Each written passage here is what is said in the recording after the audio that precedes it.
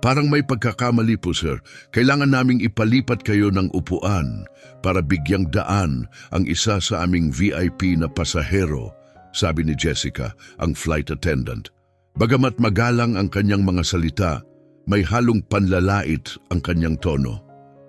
Ang upuang ito ay para lamang sa aming mga platinum member. Hindi kayo pinapayagang umupo dito, dagdag pa niya habang nakatayo sa harap ni Nestor. Nasa likod niya si Karen Whitfield, isang puting babae na nakaistilong bihis na walang pasensyang pinipindot ang kanyang mamahaling relo, malinaw na inaasahang siya ang mauupo. Matalas ang tingin niyang lumipat kay Nestor, isang lalaking nakaupo sa 2A, at kay Jessica, halatang iritado. Diyan talaga ako palaging nakaupo, para bang akin na yang pwesto, bulong niya, ngunit sapat para marinig ng mga malapit. Napatingala si Nestor, nagtataka. Wala naman siyang ginawang mali. Maaga siyang nag-book, nagbayad ng buong halaga, dumating sa tamang oras. Isa rin siyang platinum member, pero narito siya, sinasabihang hindi siya nararapat, na parang may kasalanan siyang ginawa sa simpleng pagupo sa nakatalagang upuan. Hindi nagtataas ng boses, kalmadong inilabas ni Nestor ang kanyang wallet at ipinakita ang platinum member card. Isa akong platinum member, sabi niya, nananatiling mahinahon. Ito ang nakatalagang upuan sa akin. Bahagyang humigpit ang ngiti ni Jessica, sandaling kumislap ang gulat sa kanyang mga mata, pero agad itong napalitan ng matigas na paninindigan. Naiintindihan ko po, sir, pero ang upuang ito ay kadalasang nakalaan sa isa sa aming pinakamahalagang pasahero, sabi niya habang tinuturo si Karen. Palagi siyang sumasakay sa amin. Maliwanag ang mensahe. Kahit pareho sila ng estado, tinatrato si Nestor na tila hindi sapat. Napansin na ito ng ibang pasahero. Unti-unting nagsilabasan ang mga cellphone para mag-record. Kumalat ang mga bulong-bulungan sa buong cabin. Hindi na malayan ng crew na ang sandaling ito, ang banayad ngunit hayagang diskriminasyon, ay mauuwi sa mas malaking issue. Hindi lang ito makaaapekto sa flight na ito. Yayanigin nito ang buong airline dahil ang lalaking sinusubukan nilang paalisin ay siyang may hawak ng kanilang kinabukasan. Isa ito sa mga sandaling ang karma ay hindi lang dumarating. Sumasakay ito ng eroplano na may first class ticket. Naranasan mo na bang maliitin dahil sa hitsura mo? Ibahagi ang kwento sa comments. At kung naniniwala kang dapat lumaban sa kawalang katarungan, pindutin ang subscribe button at i-comment ang salitang hustisya kasama kung saan ka nanonood. Hindi ordinaryong pasahero si Nestor. Sa edad na 42, siya ang tagapagtatag at CEO ng Rytech Solutions, isang kumpanyang may halagang 2.8 bilyon na dalubhasa sa AI-powered customer service tools. Tinutulungan ng kanyang software ang mga kumpanya na alisin ang bias sa kanilang customer systems, na lalong nagpapaironya sa kung anong mangyayari sa kanya. Ngunit hindi sa marangyang biyahe nagsimula ang kwento ni Nestor. Lumaki siya sa South Chicago at sa edad na 11, natuto siyang mag-code gamit ang lumang computer na pinasa lang sa kanya. Habang ang ibang bata ay naglalaro, siya ay gumagawa ng mga laro. Nagsimula sa simpleng apps at lumago sa komplikadong mga system. Hindi naging madali ang kanyang landas. Nang siya'y 16, pinaslang ang kanyang ama, isang pangyayaring yumanig sa kanilang komunidad. Sa libing ng ama, nangako si Nestor, isang panata na naging gabay sa kanyang buhay. Tulungan ng mga tao na makita ang isa't isa bilang kapwa-tao bago ang anupaman. Ang panatang iyon ang nagtulak sa kanya na magtrabaho ng 2 dekada. Itinatag niya ang kanyang kumpanya mula sa maliit na apartment. Nagsusulat ng code hanggang 18 oras kada araw habang gumagawa ng iba't ibang trabaho para lang mabuhay. Mas maaga pa sa araw na iyon, nahuli ng CCTV si Nestor na tumutulong sa isang matandang babae buhatin ang mga bag at ihatid ito sa kanyang gate. Binubuksan niya ang pinto para sa iba, pinapasalamatan ang bawat empleyado gamit ang kanilang pangalan at nagbibigay ng tip sa kafe. Not para mapansin, kundi dahil iyon ang kanyang pagkatao. Mapagpakumbaba, magalang at marangal kahit tagumpay na siya. Papunta siya noon sa Global Ethics and Technology Conference para magbigay ng keynote speech. Pinili niya ang upuang 2A para sa legroom para makapagtrabaho habang nasa biyahe. Pinili niya ang Skylux Airlines dahil kilala ito sa luho kung saan ang first class ticket ay mas mahal pa sa buwan ng renta ng iba. May mga benepisyo ang mga platinum guests tulad ng maiinit na tuwalya, walang hanggang champagne at mga upuang nagiging kama. Pero sa likod ng magarang imahe, nalulugmok na ang Skylux. Luma na ang kanilang booking system at pababa ang customer service ratings. Kailangan nila ng malaking tech upgrade. At desperado na sila, hindi alam ng crew na ang lalaking nasa 2A ay siya ring CEO ng kumpanyang tinitingnan nilang magiging sagot sa kanilang krisis. Si Jessica Miller, ang flight attendant, ay 8 taon nang nagtatrabaho sa Skylux. Kabisado na niya ang mga pabor ng kanyang mga suki. Palaging sa 2A umuupo si Karen Whitfield. Palagi. At sinisiguro ni Jessica na ganun nga, may mga bayarin siya at malaki ang tip ni Karen, isang malaking tulong sa kanya. Sir, isa sa aming madalas na platinum member ang laging umuupo rito. Malumanay na sabi ni Jessica habang lumalapit kay Nestor. Pwede po bang lumipat kayo sa ibang upuan? Magalang ang kanyang mga salita pero halatang hindi ito tunay na tanong. Inaasahan niyang susunod si Nestor agad. Tumingala si Nestor mula sa kanyang tablet, bahagyang naguguluhan. Ipinakita niya ang kanyang boarding pass. Ito ang upuan ko, kalmadong sabi niya. At platinum member din ako. Hindi pa rin itinago ni Karen ang pagkainis habang nakatayo sa pasilyo.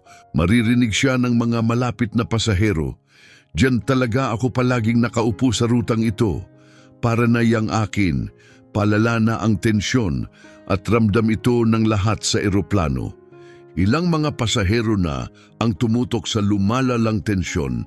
Kinabahan si Jessica, hindi mapakali ang tindig habang salit-salit ang tingin niya kina Nestor at Karen. Sir, baka po mas komportable kayo sa ibang bahagi ng eroplano? Alok niya, ngunit malinaw na hindi talaga siya nag-aalok ng isa pang upuan sa first class. Nanatiling kalmado si Nestor. Hindi, salamat, matatag niyang tugon. Pinili ko ang upuang ito dahil sa legroom. Kailangan ko ng espasyo para makapagtrabaho habang nasa biyahe. Lalong kumunot ang ngiti ni Jessica. Bahagyang tumango siya at mabilis na tumungo sa unahan ng cabin. Paminsan-minsan, sumusulyap siya pabalik kay Nestor. Ang sumunod ay lihim na naitala sa video ng isang pasaherong nasa kabilang aisle. Lumapit si Karen, kunwaring isinusuksok ang kanyang bag sa overhead bin. Ngunit habang ginagawa ito, maingat niyang isinilid ang isang tiklop ng pera sa bulsa ng uniforme ni Jessica, isang galaw na tila maraming ulit ng ginawa. Salamat sa pag-aasikaso nito, bulong niya, sapat upang marinig ng mga nasa malapit. Namula ang pisngi ni Jessica habang tinatanggap ang pera. Sa sandaling iyon, ang insidente ay hindi na basta simpleng kalituhan sa upuan. Isa na itong madilim na kilos, isang suhol upang magdiskrimina batay sa hitsura ng isang tao. Agad nagbago ang enerhiya sa first class cabin. Pagkatapos ay dumating si Trevor, ang cabin supervisor. Diretsyong lumapit sa upuan ni Nestor na may kumpiyansang tila sanay mapagsunod ang iba. Matigas ang tindig at ang kanyang mukha ay tila nakamaskara ng pilit na paggalang. Sir, kailangan naming ipaubaya mo ang upuan para sa aming VIP guest. Anya ng malakas upang marinig ng lahat sa paligid. Ngunit hindi magalang ang kanyang tono, isa itong utos. Tumingala si Nestor mula sa kanyang tablet, kalmado pa rin, pero malinaw na hindi na siya bago sa ganitong klaseng komprontasyon. Ipinakita ko na ang boarding pass at platinum status ko. Kalmado niyang sagot. Ito ang nakatalagang upuan sa akin. Kumunot ang panga ni Trevor. Kumislot ang isang kalamnan sa gilid ng kanyang bibig habang yumuko siya at nagbago ang boses.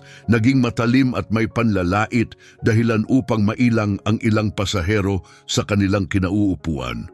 Marahil hindi mo alam kung paano kami nagpapatakbo, ani Trevor, dahan-dahang binibigkas ang bawat salita na tila kausap ang isang bata. Tinitiyak naming nakukuha ng aming pinakamahalagang pasahero ang gusto nila. Ngayon, halos lahat ng pasahero sa first class ay nakatutok na. Isang babaeng negosyante sa kabilang aisle ang maingat na itinutok ang kanyang telepono upang i-record ang pangyayari.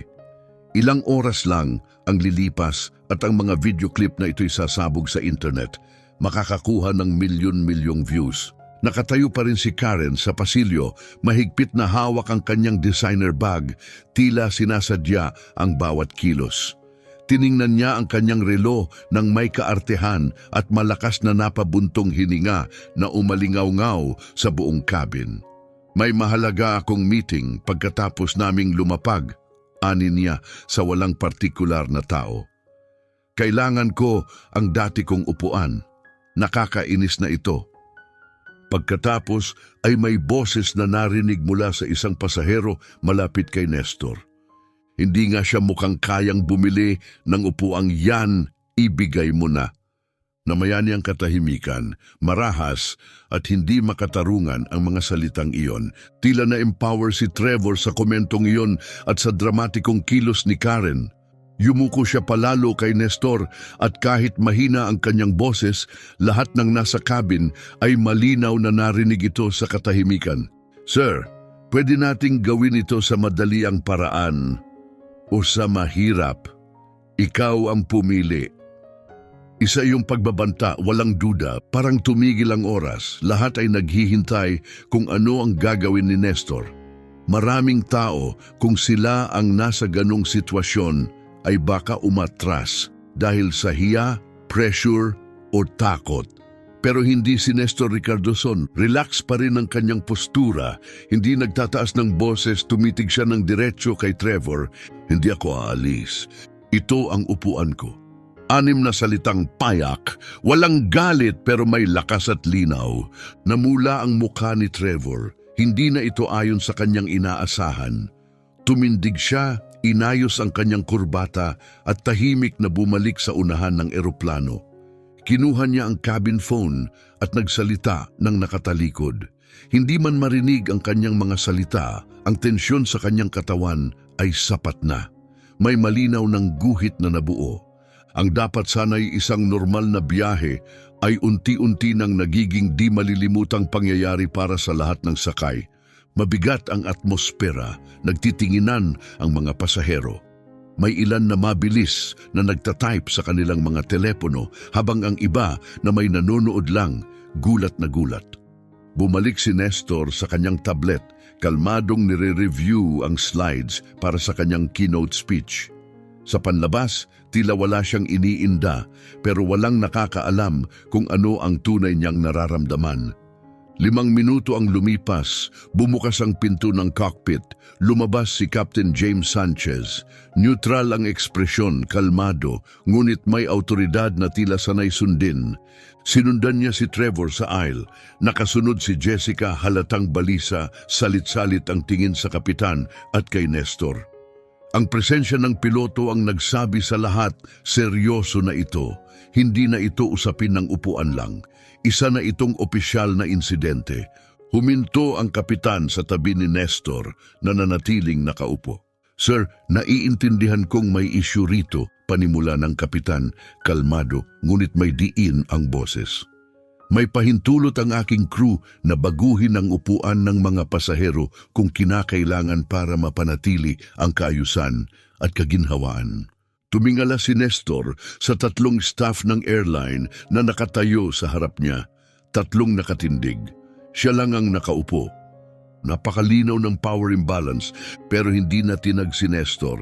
Manatili ang kalmadong ekspresyon sa kanyang mukha, matatag at hindi nagpapadala. Captain, sa lahat ng paggalang, aniya ng mahinahon, may kumpirmadong boarding pass at platinum status ako. Pinili ko ang upuang ito dahil sa legroom. Kailangan ko ng espasyo para makapagtrabaho sa biyahe. Walang patakaran na nagsasabing kailangan kong ibigay ang upuan ko dahil lang mas gusto ito ng ibang pasahero. Pantay ang kanyang boses, makatwira ng tono, pero malinaw ang mensahe. Napangisi si Trevor na nakatayo malapit. Isang ngising mayabang, tila ba hawak niya ang lahat ng kapangyarihan.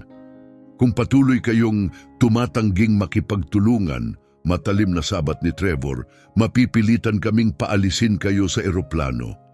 Parang sampal ang dating ng banta. Sa unang pagkakataon, kumunot ng bahagya ang noo ni Nestor, isang patak ng tunay na pagkagulat. Sinasabi mo bang aalisin ako sa flight na ito dahil hindi ko ibinibigay ang upuang binayaran ko? Tanong niya. May bahid ng di makapaniwala. Nabitin sa hangin ang tanong, pinapalala ang tensyon sa kabin. Ano kayang dahilan ang sapat para paalisin ang isang taong nakaupo lang sa tamang upuan? Bago pa man makasagot ang kapitan, nagsalita si Karen ng may kasamang hiyaw. Hindi na ito katanggap-tanggap, daing niya, tila eksena sa pelikula. Mamimiss ko ang koneksyon ko, ni minsan hindi pa ako tinrato ng ganito sa dami ng biyahe ko. Hindi nakaligtas ang kabalintunaan ng kanyang reklamo sa ibang pasahero. Ilan ang nagkatinginan at napailing. Napagtanto ni Captain Sanchez na mabilis nang lumalala ang sitwasyon. Tumindig siya ng mas tuwid at nagsalita ng mas mariin. Ito na ang huling babala. Lumipat ka ng upuan o tatawag kami ng security. Hindi nagpakita ng emosyon si Nestor. Sa halip, maingat niyang inilabas ang kanyang telepono mula sa bulsa ng jacket. Binuksan ang kamera at nagsimulang mag-record. Gusto kong matiyak na may dokumentasyon ito, kalma niyang sabi habang kinukunan ang nangyayari.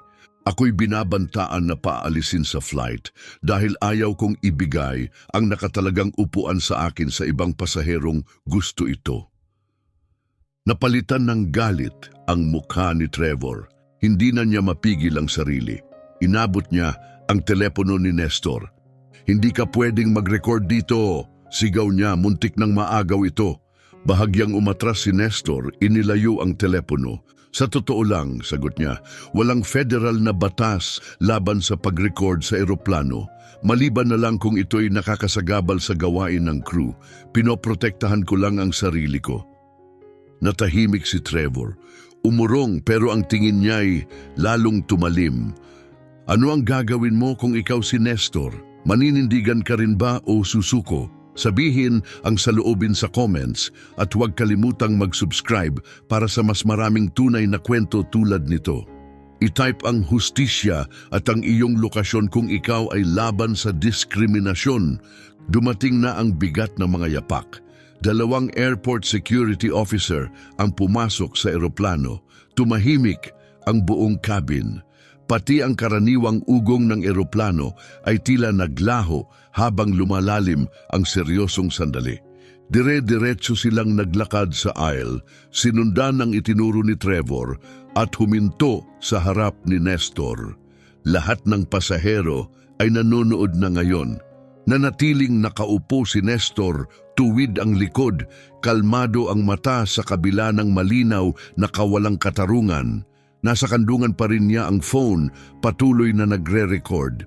Sir, panimula ng isa sa mga officer, ipinag-utos na po kaming samahan kayo palabas ng eroplano dahil sa isang insidente. Magalang na tumango si Nestor.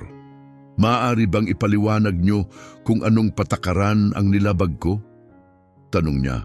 Matatag, pero may respeto. Nasa nakatalagang upuan ako. May boarding pass ako at platinum membership.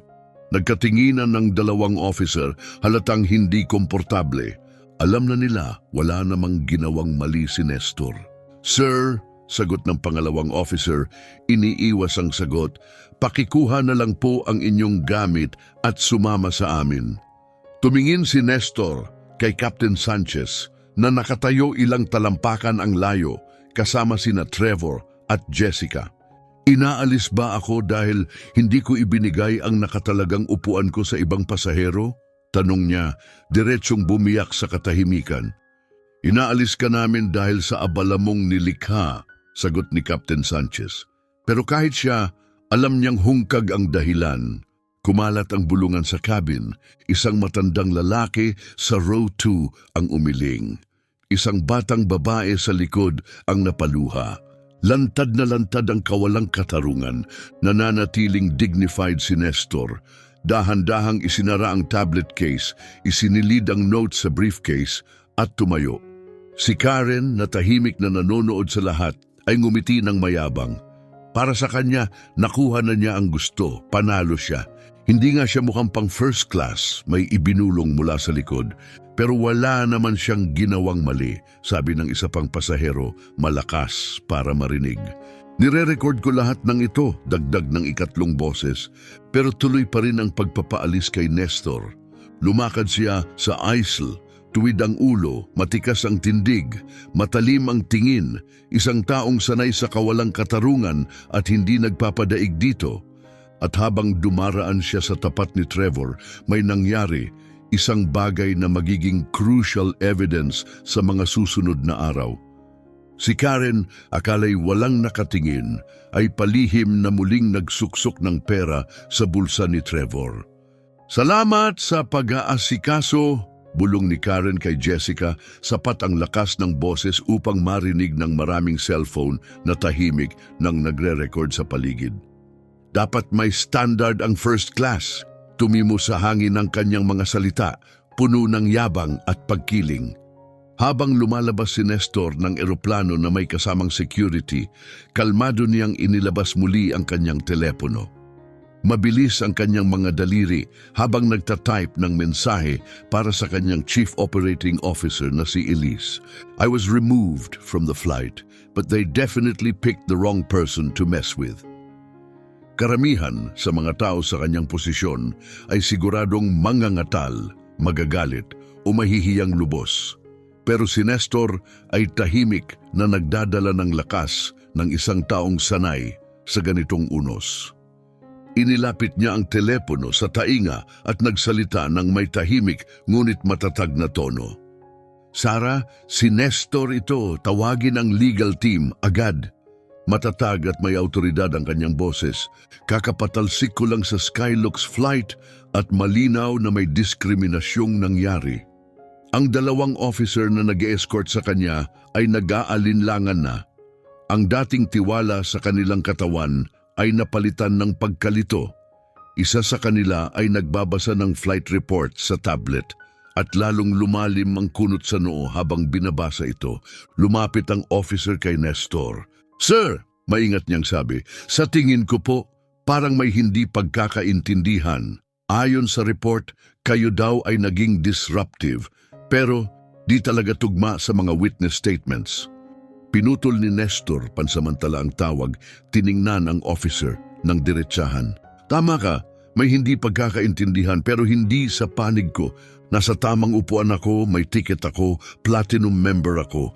Inutusan akong lumipat, hindi dahil may mali akong ginawa, kundi dahil may ibang taong gusto ang inuupuan ko. Napakamot ang officer, tumingin sa kanyang kasama na tahimik nang lumalayo. Naisip na nila ngayon, ginamit lang sila, hindi para sa seguridad, kundi para sa diskriminasyon.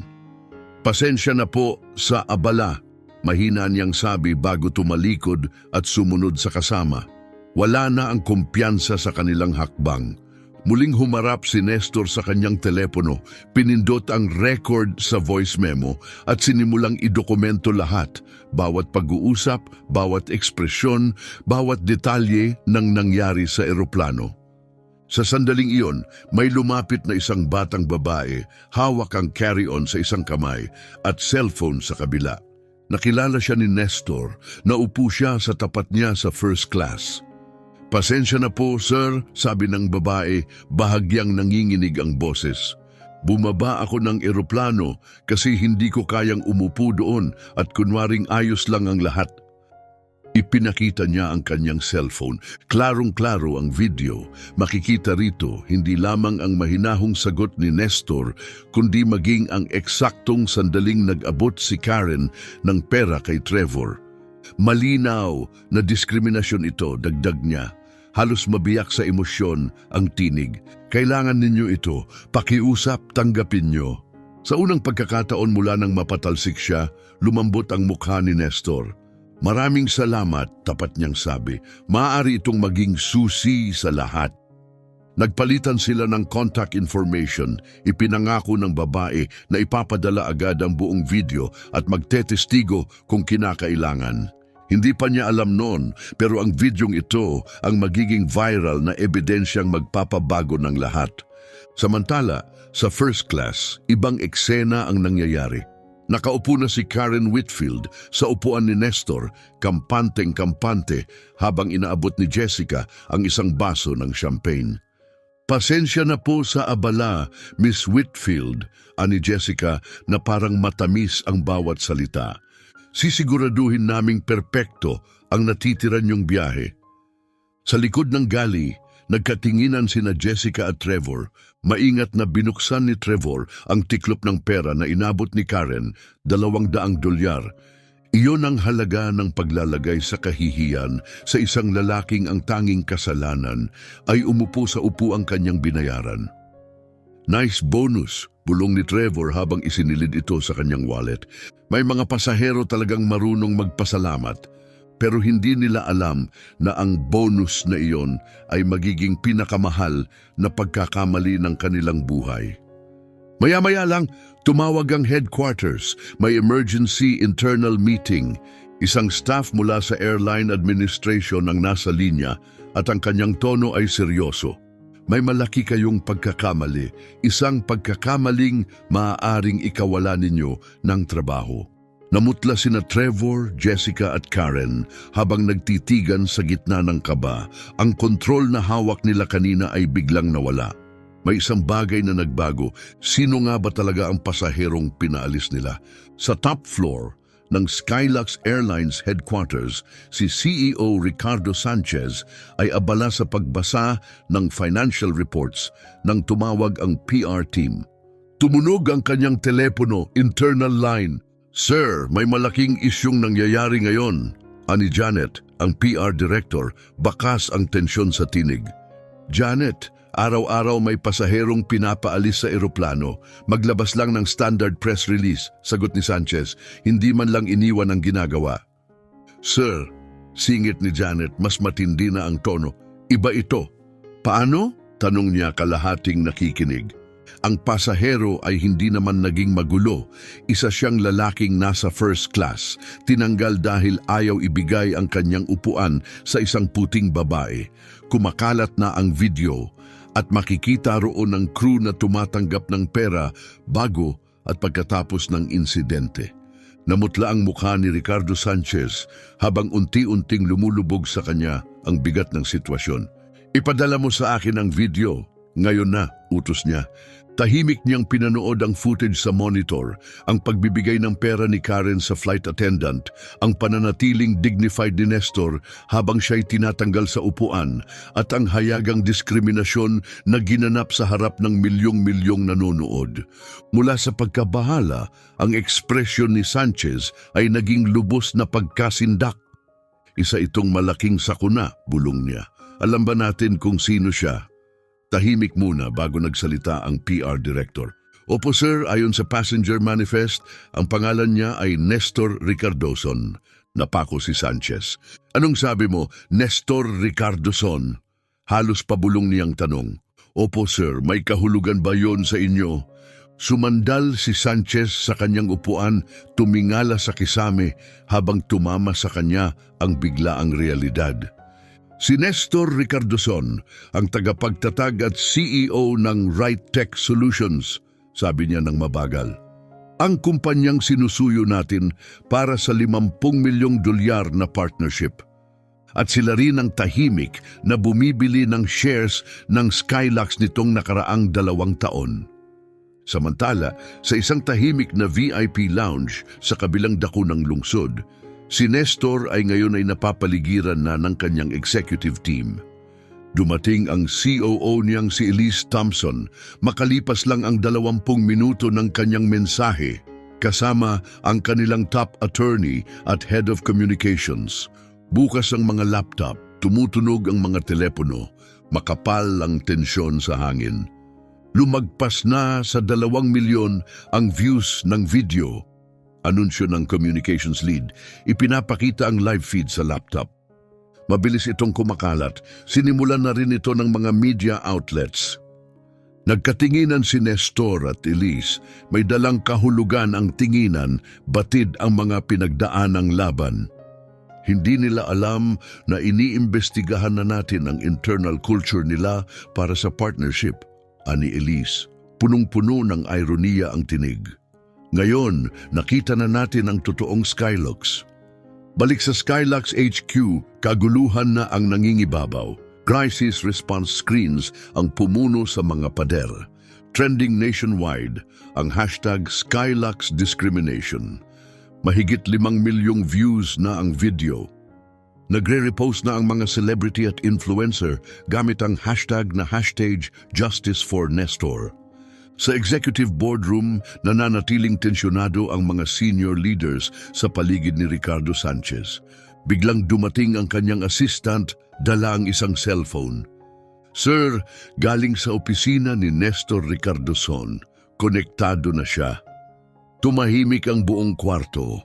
Huminga si Sanchez pagkatapos ay pinindot ang speakerphone.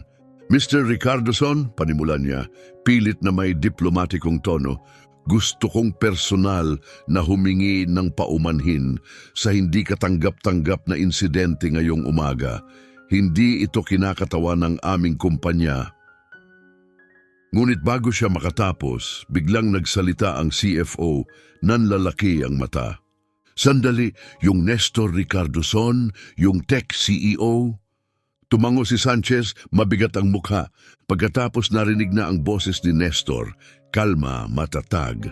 "Mr. Sanchez," anya, "salamat sa pagtawag. Siguro'y alam ninyo na ang kumpanya ko ay may hawak na halos 25% ng shares ng Skylux Airlines, sapat para magkaroon ng controlling interest kapag pinagsama sa shares ng aming mga partner." Umalingaw-ngaw ang panik sa buong boardroom. Nagkatinginan ang mga executives, tinanggal nila sa eroplano ang pinakamakapangyarihang shareholder nila. "Nananawagan ako ng emergency shareholder meeting," patuloy ni Nestor. Agad, ang nangyari ngayong araw ay nagpapakita ng malalalim na issue sa etika, kultura at pamunuan ng inyong airline. Sa loob ng 1 oras, nagtipon ang board.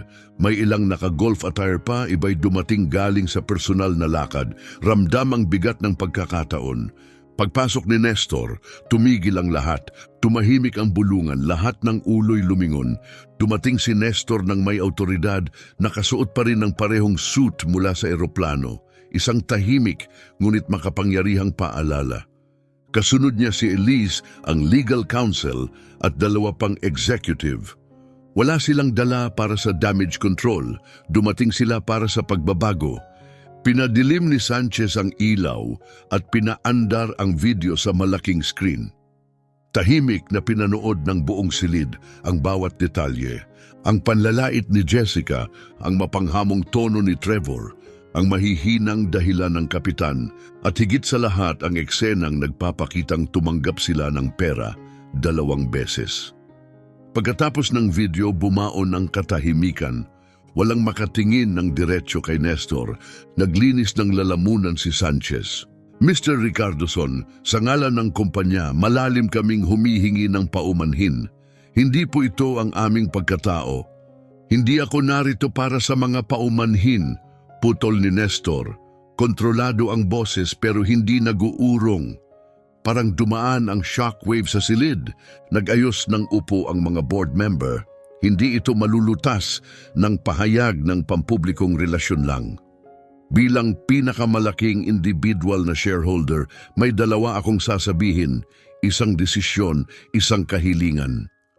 Kalma pa rin ang kanyang boses, pero bawat salita ay may bigat.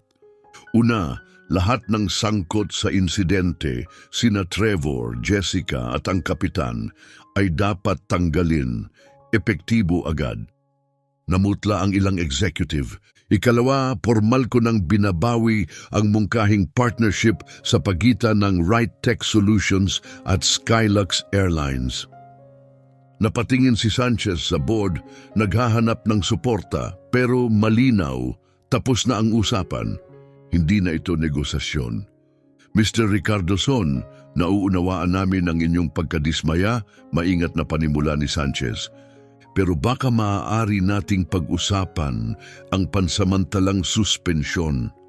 Ang ilan sa mga empleyadong sangkot ay may matagal ng serbisyo at proteksyon mula sa Union. Hindi ito pinag-uusapan, putol ni Nestor. Inilapag ng mariin ang dalawang kamay sa mesa. Ito ay tungkol sa pananagutan. Either matanggal sila agad o binabawi ko ang aking investment kasama ang 50 milyong dolyar na kontratang modernisasyon na nakatakda nating pirmahan. Bumitaw sa hangin ang kanyang mga salita tulad ng kampanilyang hudyat ng babala. Ang biglang paglabas ng 25% shares sa stock market ay magdudulot ng malaking pagbagsak sa halaga ng Skylux. At ang pagkawala ng tech partnership, magpapalubog sa airline, maiiwan sa likod habang ang mga kakumpetensya ay tumatanggap na ng makabagong teknolohiya. Saktong-sakto, bumukas ang pintuan ng boardroom. Isang batang financial analyst ang sumugod sa loob, hingal at kabado, lumabag sa lahat ng pamantayan ng boardroom etiquette. Iniabot niya ang tablet kay Sanchez. Sir, bumabagsak na ang stock natin, 12% down and still falling. Sabi ng mga analyst, kung hindi tayo kikilos agad, pwede tayong bumaba ng 30% bago magsara ang merkado. Tinitigan ni Sanchez ang tablet tapos si Nestor. Mula sa pagiging depensibo, naging desperado ang kanyang mukha. Hindi na ito tungkol sa imahe o reputasyon. Ang kinabukasan ng Skylux Airlines ay nakasalalay na kay Nestor Ricardo Son. 3 palapag sa ibaba, sa isang malamig at walang buhay na silid-pulong, nakaupo sina Trevor, Jessica at Captain Sanchez sa tahimik na tensyon. Tinawag sila ng walang paliwanag, pero alam na nila ang dahilan, dala ng bulong-bulungan sa buong kumpanya.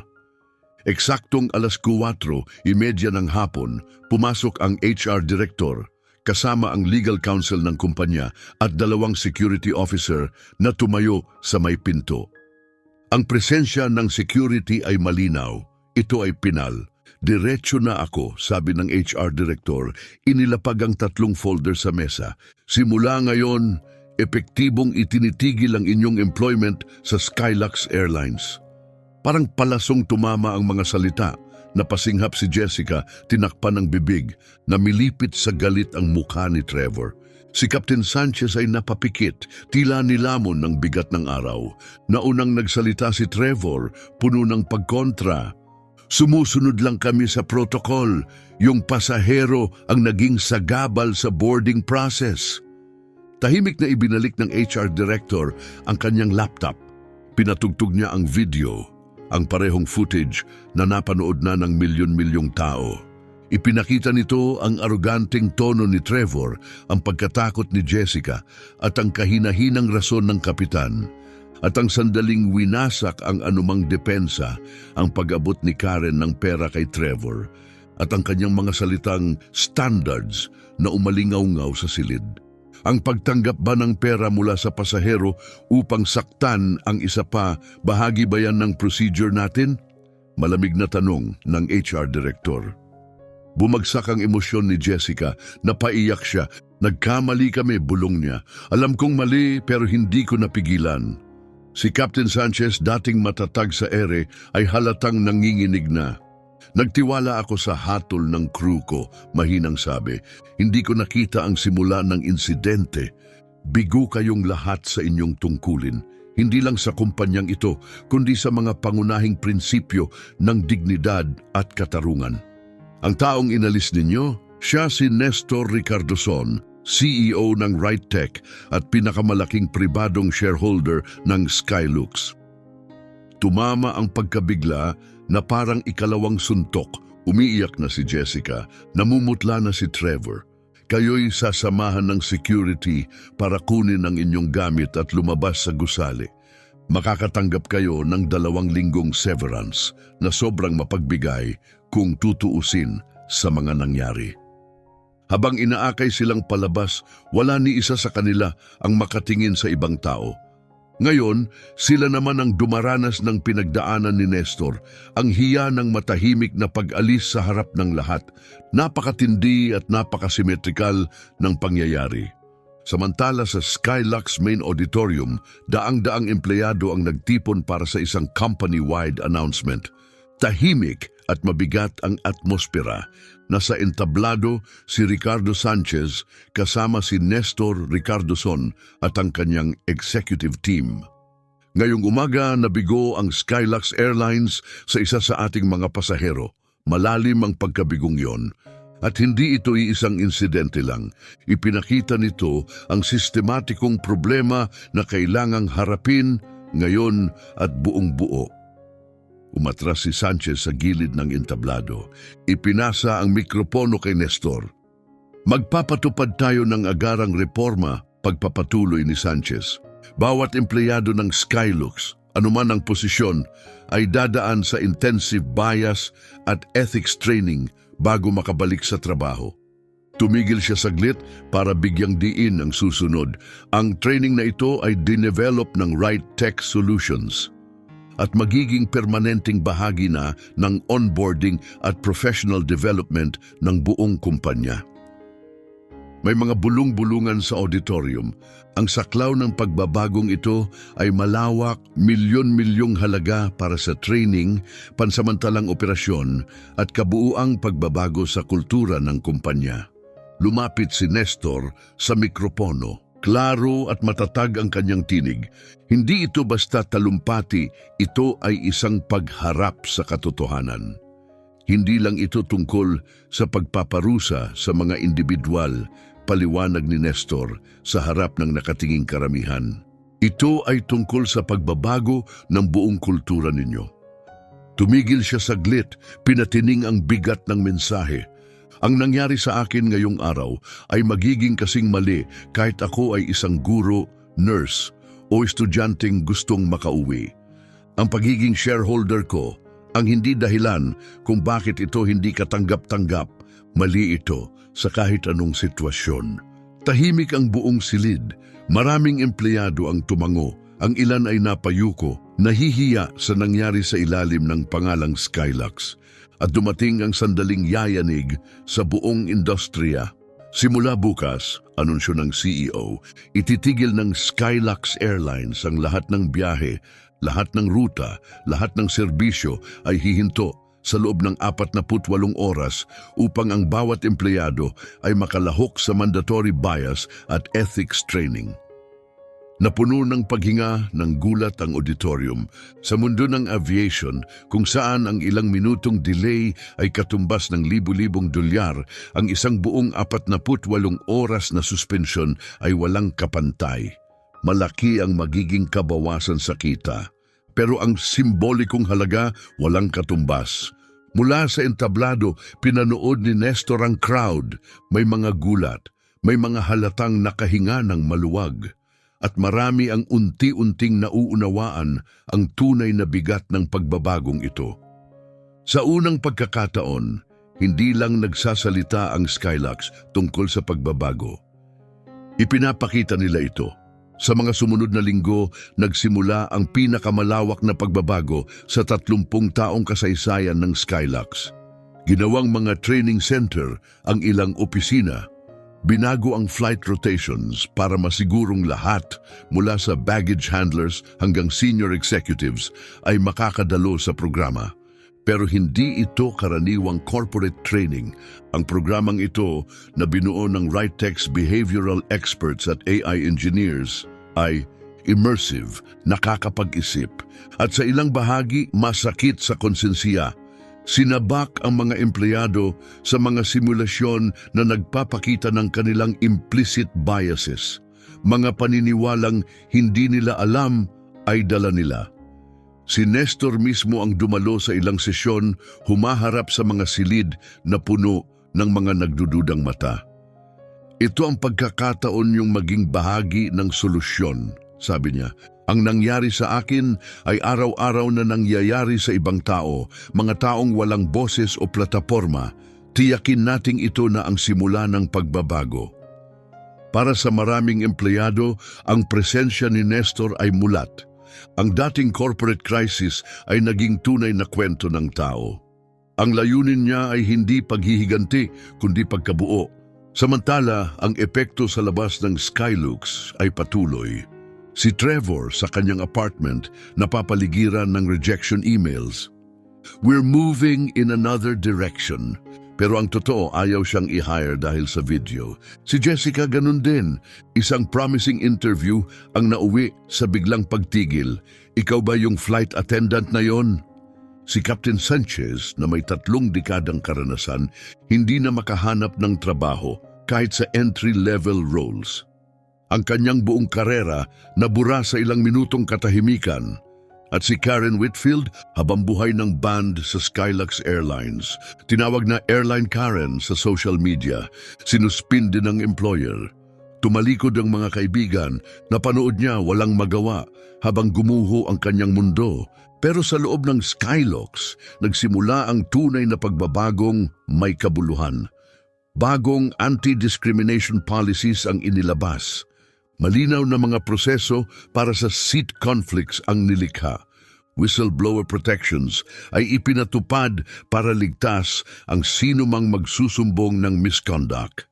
Binago ang handbook ng kumpanya at ngayon malinaw na nakasulat ang pagtanggap ng pera o regalo mula sa pasahero kapalit ng espesyal na trato ay grounds for immediate dismissal.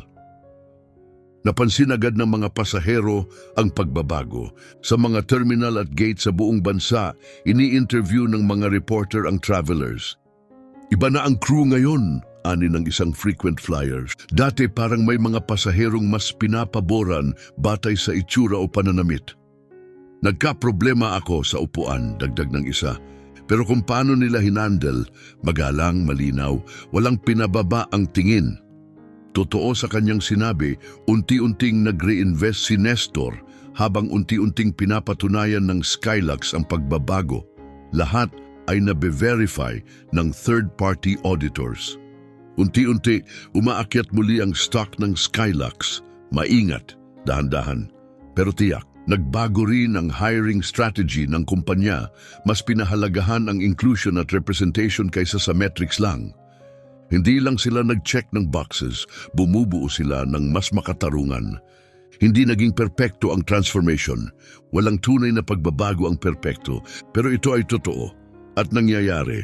Sa paglipas ng panahon, nagsimulang tuparin ng Skylux Airlines ang matagal na nilang ipinapangakong slogan, "Where everyone flies like royalty." Ngayon, lahat talaga, kahit sino ka pa, ay may lugar sa himpapawid. 6 na buwan matapos ang insidenteng muntik ng magpagiba sa Skylux Airlines, hindi lang ito muling bumangon. Ito'y namamayagpag. Tumaas ng 12% ang bilang ng mga pasahero. Ayon sa internal surveys, pinakamataas na antas ng kasiyahan ng empleyado sa kasaysayan ng kumpanya. Ang mga malalalim na isyong pangkultura na matagal nang tinatabunan ay sa wakas nabuksan at nagsimula na ang tunay na paghilom. Ngunit ang pinaka hindi inaasahang pangyayari ay naganap sa isang maulap at maulan na Martes ng umaga. Ipinahayag ni Nestor Ricardoson sa pamamagitan ng kanyang foundation ang isang makabago at makataong inisyatiba, The Second Chance Program. Layunin nitong tulungan ang mga individual na nawalan ng trabaho dahil sa mga insidenteng may kaugnayan sa bias, sa pamamagitan ng structured rehabilitation, training at isang tunay na daan tungo sa pagbangon. Ang pananagutan ay hindi nangangahulugang itatapon natin ang mga tao habang buhay, ani Nestor sa press event. Ibig nitong sabihin ay pagbibigay ng pagkakataon para magbago. Hindi natin kayang bumuo ng mas makatarungang mundo kung hindi natin bibigyan ng espasyo ang mga tao upang kilalanin ang pagkakamali nila and patunayan na nagbago na sila. Kabilang sa unang batch ng programa ay 3 pamilyar na mukha, Trevor, Jessica at Captain Sanchez. Hindi naging madali ang kanilang paglalakbay. Pinilit silang harapin ang masakit na katotohanan, hindi lamang tungkol sa ginawa nila kay Nestor, kundi sa mas malawak na epekto nito sa mga taong walang boses, walang kapangyarihan at walang plataporma. Si Trevor, na dating pinakamatigas ang paninindigan, ang dumaan sa pinakamalalim na pagbabago. Sa mga group session, inamin niyang lumaki siya sa pamilyang may normalisadong banayad na rasismo. Akala ko hindi ako biased, sabi niya isang araw. Hindi ako gumagamit ng slurs. Akala ko wala akong galit sa kahit sino. Pero natutunan ko, hindi palaging sumisigaw ang bias. Minsan, pabulong lang. At kung hindi mo ito hahanapin sa sarili mo, hindi mo ito makikita. Ang kwento ni Jessica ay tungkol sa lakas ng loob na magsalita. Alam kong mali ang nangyayari, anya. Pero natakot ako na hamunin si Trevor na tumutol sa kapitan. Ngayon ko lang nakita, ang pananahimik ko ay hindi ako protektado, ginawa lang akong bahagi ng problema. Para kay Captain Sanchez, ang pinakamatanda sa 3, ang karanasan ay pinakamapagpakumbaba. Itinaya ko ang karera ko sa paniniwalang patas akong pinuno. Pero ang mga desisyon ko noong araw na iyon ang nagpamulat sa akin na inilagay ko ang rank at routine sa taas ng pagkatao. At gugugulin ko ang natitirang buhay ko para maitama yon.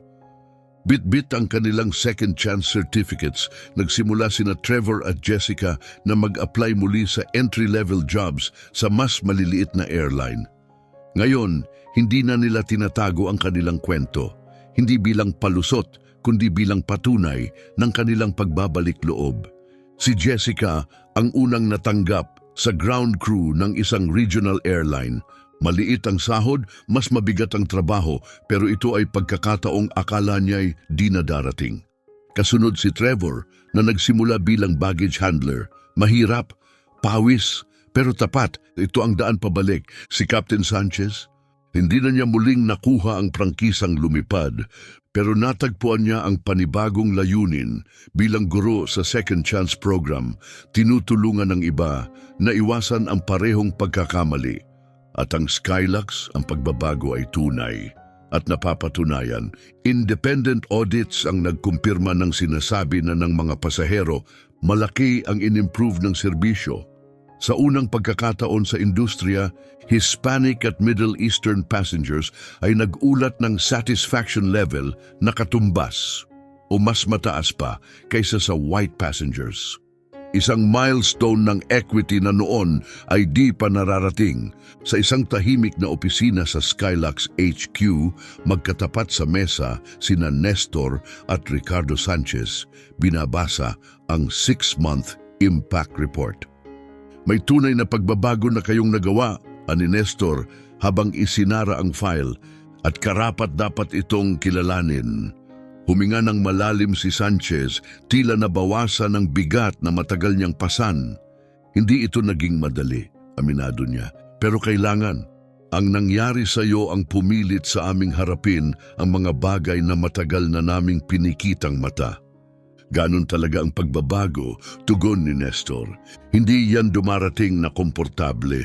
Dumarating ito bilang hamon. Nagkamay sila, hindi na bilang magkalaban, hindi pa rin ganap na magkaibigan, kundi isang bago. Magkasamang arkitekto ng pagbabagong yayanig sa buong industriya. Dahil minsan, ang hustisya ay hindi lang tungkol sa kaparusahan. Minsan, ang hustisya ay tungkol sa paglago. At minsan, ito ay tungkol sa ikalawang pagkakataon.